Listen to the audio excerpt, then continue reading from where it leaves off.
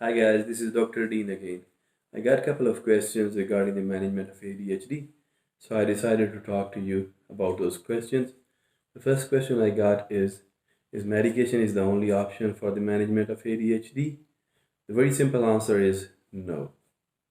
Whenever we diagnose the kid with ADHD, we always discuss different management plans with the parents, and it usually depends on the patient's symptom and the assessment of the physician. Couple of other management strategies we always discuss with the parents. My kids help me to make those posters for you guys. The first is diet. I hope it's not upside down. Second is cognitive training. Third is Neuro Biofeedback. And the fourth is behavior intervention.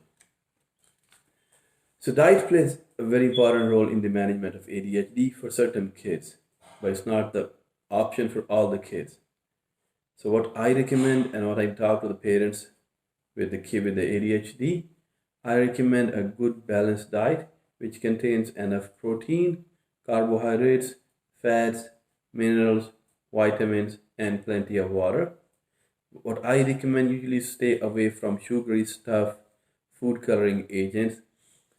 The studies so far shown that diet is not the main cause or the trigger of ADHD, but we do have enough evidence that modification of diet is sometimes very helpful for certain kids to control their symptoms. Please feel free to ask any further questions regarding ADHD management. Very nice to talk to you guys. Have a good day.